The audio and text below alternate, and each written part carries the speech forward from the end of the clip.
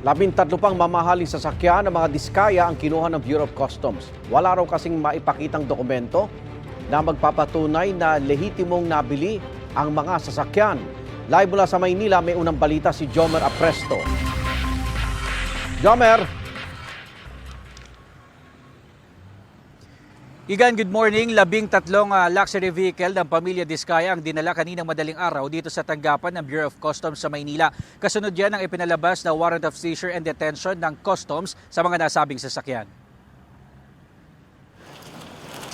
Kuha yan sa mismong compound ng St. Gerard Construction sa Pasig City mag-aalas 2 ng madaling araw kanina.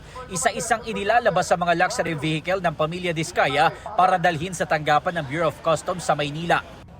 2:37 a.m. ng madaling araw nang isa-isa ng magdatingan dito sa tanggapan ng Bureau of Customs ang mga luxury vehicle ng pamilya Diskaya. Base sa impormasyon, 1:54 a.m. kanina na makaalis sa compound ng St. Gerard Construction sa Pasig City ang unang batch na mga ito. May kita din natin na nakakonvoy ang mga tauhan ng PNP Highway Patrol Group dito at ilang minuto lang din ay posibleng magdatingan na ang iba pang mga luxury vehicle. Base sa impormasyon, nasa 12 hanggang 13 luxury vehicle ang nakatakdang i-turn over ngayon sa Bureau of Customs.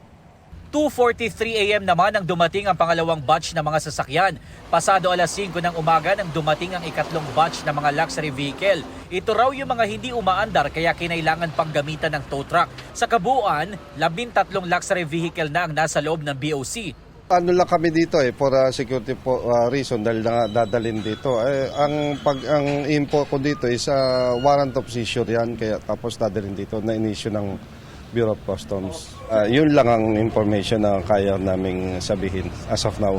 Isinagawa ng Customs ang warrant of seizure and detention sa 13 sasakyang walang katibayang lehitimo umano ang pagkakabili. Bigo raw maibigay ng mga Diskaya ang mga papeles na mga ito sa loob ng palugit na ibinigay ng Customs hanggang kahapon. Una nang kinumpiska ng mga otoridad ang 12 sasakyan ng mga Diskaya matapos magsagawa ng raid sa compound ng St. Gerard Construction noong September 2. Isinuko naman ng pamilya Diskaya ang 16 pa nilang mga sasakyan noong September 4. Igan, kasunod ng mga isinasagawang investigasyon sa mga sasakyan, sabi rin ng BOC, ilang personnel nila ang iisyuhan ng show cause order para magpaliwanag kung paano nakalusot sa kanila ang mga luxury vehicle na mga Diskaya kahit wala naman itong mga kaukulang dokumento.